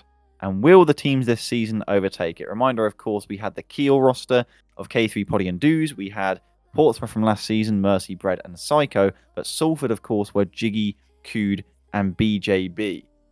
Do you guys think that's a stronger top 3 in Europe than this year? Because personally, I think I'd have to say right now, probably... yeah. It's really easy to say yes right now with the benefit of hindsight because we've seen what they achieved, right? Like, I mean, the top 3 in Europe could be different this year, and then looking back, we'll say it's even. I'd be disappointed if that's the strongest the UK will ever. I mean, Kiel cancel out. Kiel cancel out, right? I'm pretty sure. I still think for me, Kiel are probably going to be top 3 UK. Well, did your degree have something to do with maths? That's crazy, man. That's like. Yeah, I know. I mean, Kiel could be number 4. I mean, they did get beat by UEA, of course, at a time. Like, who do you think the top 3 this season in terms of comparison is going to be, KJ? Roehampton are just probably better than all of those now, so let's just chalk that under it. That Salford roster, though. Best UK top 3 ever. I really hope we surpass that. Like, we've got to hope so. I honestly think like we need to really like if we don't want to just get clapped by NA again, we need to surpass that. That's maybe an interesting question, or like a slight twist on it. Like, maybe it's not the best that it is, but if Roehampton are if they do turn out to be a clear favorite, like, is that the closest that the top 3 is going to be? Because, like, I think genuinely you could look at most of the UK tournaments last year, or look at any of these 3 teams and be like, yeah, I think pretty much all of them did take it down at some point, right? Like, they were kind of trading blows most of the way through. It was really exciting as that top 3. Like, is that level of closeness going to be matched again? Yeah, it is interesting. I do feel like the Salford roster from last, winter never really achieved its potential, and that really could have been by far. I mean, when they were at their best, they dominated both the Kiel and Portsmouth rosters of that time. And it's almost a shame to see that it didn't come to fruition, although it was quite funny watching them lose twice and then basically implode. In terms of the top 3 this time around in winter, I mean, while UEA, of course, haven't had a 10-point week this evening as we record this, they did take Salford to game 5, and whilst I can't pick a top 3, I do think the top 4 are probably Kiel, Roehampton, Salford, and UEA. Granted, Exeter have had a 10-point week. They do deserve to be discussed in the mix. And for me, it just comes down to how good are Roehampton and UEA going to be? Because we already know Salford probably aren't going to be as good as their Salford as last year. Will UEA be able to match that? Will Roehampton be able to match that? I lean on the side of just not that side of the fence. Like, they need to prove it to us. I don't know. The winter last year was really impressive, but I'm in the same boat as you, KJ, in the fact that it can't be the best ever. Like, we will overtake it. For sure. I mean, like, it's week 1. Hindsight is always stronger, isn't it? Like, I want to see, like, We don't care about hindsight. Okay, cheers, Steve. But like, honestly, I think you'll see when these rosters bind over the next like 4-6 months. I think they'll take it up another level because EU's on another level now. So the level of teams they play will make them better in turn. Yeah, we'll be looking back and we'll be like, God, how could we ever doubt that Manchester were the best team in the world? EM is going to be at Worlds, isn't he? Well, Manchester, like I say, have taken Portsmouth to Game 5 on this night. Manchester, like it or not, are very much in the mix with other new faces like as De Montfort as well. And it's good to see that UK, regardless of how we are at the top, certainly retain, the unrivaled depth across teams, across the top 20, top 30, etc., in terms of what the National League brings to us in NSC. We have one more question that we picked out. Of course, if your question wasn't picked for today's episode, don't worry. We see them all. Feel free to ask more and new ones, but don't be surprised if we, just have ones that were already asked in terms of this week and we bring them, say, next week because we want to answer them, but haven't had the time. This one comes from Subson, of course, of University of the West of England.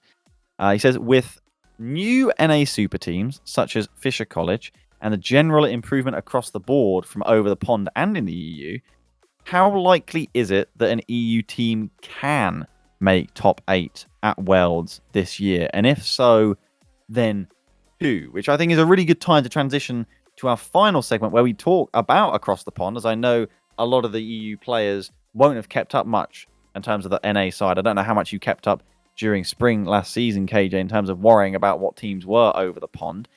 Things have been interesting. I will catch us up on the West and East, but do you feel like, because this is what the segment's all about, like for me, I think we should be looking more about what is going on in CRL, like to be aware of the competition. Do you feel like you did that at all last year? Well, honestly, every time I look at it, it's like the same thing happens in NA. They throw a bunch of money at their teams and they get the best players to come. Like, fair enough. It seems like they've done it again. There's some serious rosters coming. I mean, they even poached one of our players. They've got that much cash. So, like, it's going to be hard to compete with. It always is. But, like, honestly, their level pushes us, doesn't it? If you know what I mean. Like, I think it's always a positive thing. Yeah, no, that's true. I mean, you look at like CRL tips. Sorry, Nuya? It was. I also just want to point out that, like, yeah, we can talk about how much cash is splashing around and the fact that they do continually put together super teams, but unlike in traditional sports where a ton of cash in American collegiate sports means that they also have the best programs, the best coaches, the best nutrition, every advantage, like that's just not true in esports. Like, I mean, there's serious debates about even just like what the effectiveness in coaching in esports is in general, never mind at the collegiate level, because people are throwing money at it. So I think looking at it that way, it's not that Europe can't catch up because we just don't have the advantages. It's just that we haven't put together the teams yet that are capable of doing it, and they're not putting in the practice hours to do it. It's not that it is literally an insurmountable just cash advantage. And it'd be a mistake to look at it that way. Just like you bring up nutrition in the same episode, we talked about avoiding grass and living off chicken nuggets. But I mean, if you talk about the East and like some of the teams they've got, I mean, East, as ever, as we always know, is so stacked. The West just completely pales in comparison across the board. They've got their fantastic rosters. Northwood, still the same unbeaten, effectively roster. Not entirely, but Lion Blaze, Buddy, and Hockey. Are they still the top contenders? Yeah, well, they're certainly being challenged by the aforementioned, as in Subson's question, Fisher College. That's Sosa, Money, and Kinsey. That is just 3 top-level bubble players, of course, that have all been making it to close qualifiers, if not regionals, in RLCS on occasions. That is quite the team to contend with, Northwood, and it's nice that they've got that sort of rivals. I mean, Stockton were challengers before. It's still Top Cheese and Bussy, but there's no Drip anymore. I believe their third now is Warbean, and they actually haven't got off to the hottest start. And then there's also another team that I think can certainly challenge for top 4 in the East is the Indian River State College, which has, of course, former RCS player Seabass. I'm pretty sure he used to play for Allegiance back when I was actually decent. So it was a long time ago, playing with Slayer and Taco Stash. So, I mean, the East has no shortage of good teams. I mean, for comparison, Oakland, a team that made it to Worlds, right, last season. Sure, they no longer have J-Cubed this year. They didn't make it to East. They weren't even that close to qualifying. They were like 2-3 series off. And I don't know if you guys feel the same about it as I do, but like how stacked East is compared to West is actually becoming laughable this year, and it was already pretty bad last year. Yeah, it's I think the interesting question of like, can EU stack up with West, and then I don't know, East is a beast for a couple of years down the line. Like, let's think about that in future, because yeah, East look like they're going to just dominate collegiate Rocket League this year in general, both in North America when it comes time for CRL Worlds. Like, unless there are big shakeups between winter and spring, which it's college, it's university Rocket League. Like, that's not how this works. It's going to be a little bit tough for anyone to catch them this year. Yeah. For sure. I mean, it's a good thing that there's such a divide because we actually have some teams that we can beat from the West. Like it's something that I really Yeah, that's how I feel actually. Like, Yeah. I'm Yeah. curious how you guys feel about the West because I'm so happy that there'll still be 3 West teams going to the World Championship minimum. Just for the record, Northwood might unfortunately get 2 teams there. Northwood White are still Nox's, Pirates, and Nitrous. So those are really the big contenders on the east side of things. But I don't know if Canada are going to get a team. More Sinclairs and whatnot. I'm going to look over at the West and remind myself of some of these rosters. As, of course, the big contenders out of the West last time, a team that certainly could have gone on to win it all and, in CRL as a season back in spring, were the only team that really beat Northwood were Columbia. They've still got the same roster this year. They're not going to go unbeaten in the West this time around. In fact, they have already dropped a series. I'm trying to remember who it was against. I think it might have been Caltech, like California Polytechnic, which, knowing Columbia, they wouldn't have been a huge fan of. But, Columbia and UTA are the same rosters. UNLV, who also went to the World Championship from West, it's still Garen and Tav, but no more Nitro Drift. It's Wellist now. I mean, Boise State, Boise are solid. They've got like Durtho and Gill, and Oregon are in the mix as well. But for me, West doesn't really feel like it's progressed. I mean, Comp from Sinclair has gone there as well. But like, my opinion is that our European teams at the top level have gotten better, and the West is sort of stagnated. Like, I'm licking my chops. I think we could. I mean, we could win it. We could make it out of groups, baby. Yeah.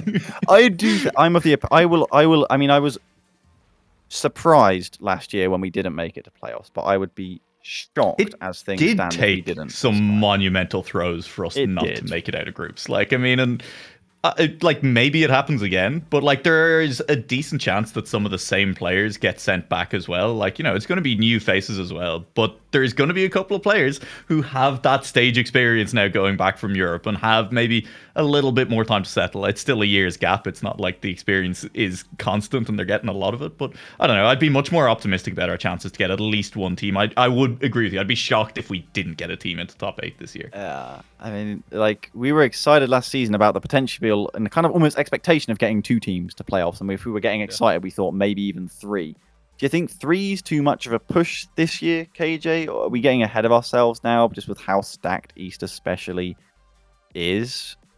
I honestly I only really think Hamburg are going to do it rationally. Like, I think they're the only ones that actually have the chance to compete with these teams. And like, that's me completely being like boring about it. Obviously, like, if we want to put our fun hats on, like, haha, let's knock them all out. But realistically, we have one team that's as good as anyone there, and who knows how the groups are going to be laid out. Yeah.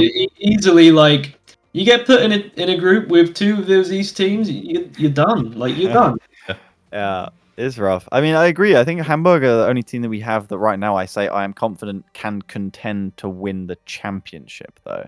I think we've got multiple teams that can fight to get to playoffs. Like, I think almost all the teams that we actually end up sending to Worlds have a chance to get out of playoffs. Whereas last time I looked, and I sort of looked at Kit and Salford, and I was like, yeah, enjoy the weekend. It's going to be a nice experience. Like, I am not that hopeful, though.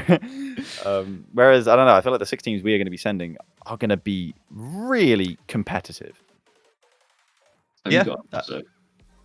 I think that's fair. Like, I still look at it and I'm like, I don't want to say you would have said the same thing before last year, but like there were rosters that underperformed at the European level that like maybe should have gotten a bit further. Like, I mean, if you look at the Erasmus roster on paper, you're like, yeah, at the start of the season, this is a good team that should probably be contending to get out of groups. And then, like, they don't even make it to Worlds. Like, there's definitely rosters that are probably going to fall into that boat again. I mean, that's why the season is so fun. There's going to be overperformers. There's going to be underperformers. And people who really, we think now, at this point, should be making it to a World Championship, should be contenders to get out of the group stage, who just won't get close. If that's and it's going to be Erasmus again. You maybe reminded me of something. What if, I don't want to upset you about this again, but what if Mel was available to play the LCQ for Aalborg? Yeah. Salford make it on that day? Does Salford make it? We remember how close Erasmus and Warwick were as well, though. Like, That was Like, terrifying. it's easy to look back with hindsight and be like, look at the teams we sent, and oh, it was like this, and everything played out in a very rational way. And it was chaos in a URC last year. Nothing made sense a lot of the time. It literally came down to individual moments sometimes, literally who was feeling it on the day. Like, how do you look at Europe this year and how much we've talked about how these teams at the top have leveled up and be like, yeah, it'll be different. Like, no, it won't. Yeah. It's going to be absolute madness all over again. All right. Well, we think about the teams at the top. I think from teams all across the board as we approach the tail end of this first episode of Learner Drivers. Of course, let us know if you've enjoyed. I think the one thing we all want to see, unless there's anything you two can think of, is just more content from the teams. Yep. Like, be more active on Twitter. Call each other out. I mean, you don't have to be talking smack all the time, but like just constant engagement as well on socials. Like, it's really helpful for me and all of us just to be able to tag people and share memes and everything. You know, it's not just about being in the UR or NSE or any Discord, but like sharing it as well so we can expand is the sort of thing that I really want to see more of. If there's anything you'd like to add to that, guys, before I ask you what 4 teams you think are going to qualify on Sunday. Honestly, I would love to incite UEA to start beef. I think we've always been a content team, and I am going to get Eclat on Twitter absolutely flaming everybody. I cannot wait. We need it. Honestly, the NA teams do it, and it's funny. Like, it's just great. We need that kind of like toxic community environment that's not actually toxic. It's just memes. We need it.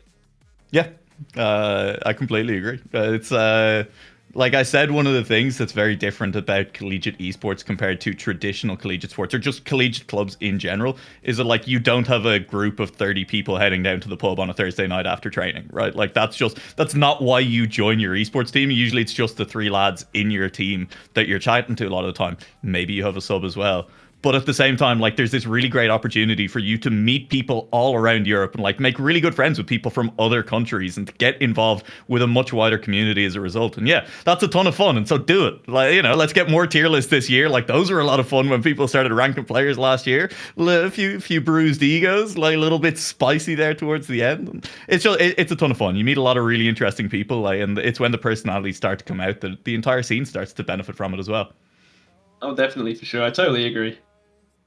All right, KJ, we got our first open qualifier on Sunday. 4 of the first 4 of the 16 teams that will make it to UR Winter will, of course, qualify. What 4 do you think it's going to be? I want to see if any of us can get this spot on in terms of prediction. What 4 teams? Assuming everyone, of course, signs up, certainly from the upper echelons. Who do you have making it? Is it UEA? Hamburg, Roehampton, UEA, Salford. You're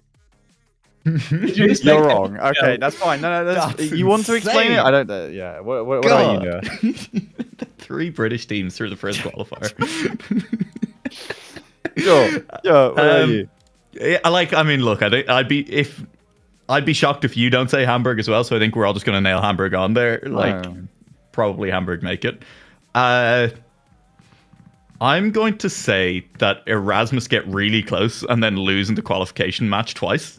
That's my prediction for Sunday. Well, I think that's going to bonus happen. prediction. That's the bonus prediction. And then they struggle in 2 and 3, and Erasmus qualify in number 4. That's my prediction for the first 4 open qualifiers. Other than that, I do think we probably get. I think Kiel probably, just because like hitting the ground running at a European level for a team that's been together and competing at that level for a long time seems fair to me. Like maybe Roehampton as well.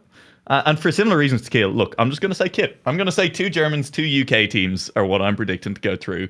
Hamburg, Kit, Roehampton, Kiel.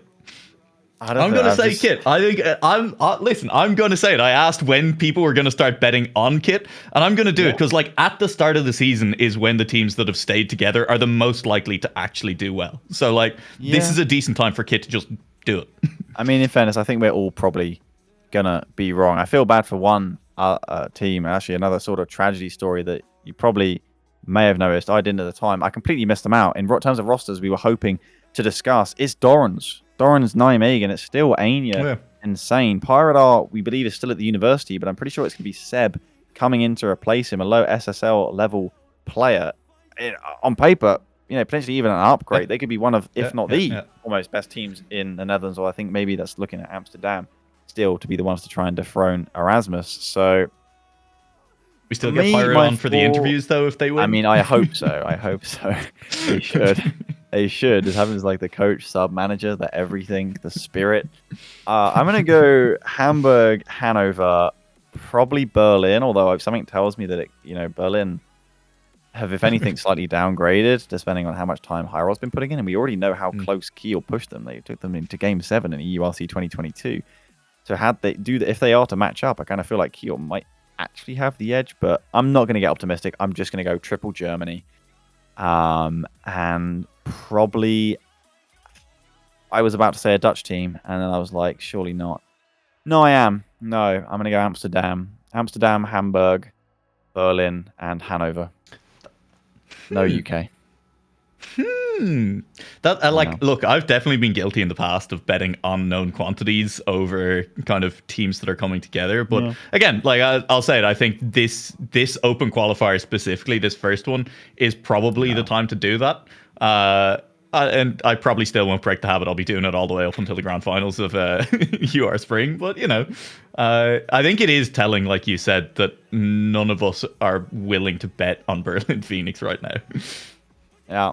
I mean, it's a tough call. It's a tough call. Yeah. I'll have them, but it's so uncertain, and that is why you're going to have to tune in if you're not already playing in the qualifier, which you probably should be, on Sunday. Final reminder, get your sign-ups done, as I think we may be done with the first episode of the Learner Driver podcast. Unless there's anything you want to add, guys. Are we good?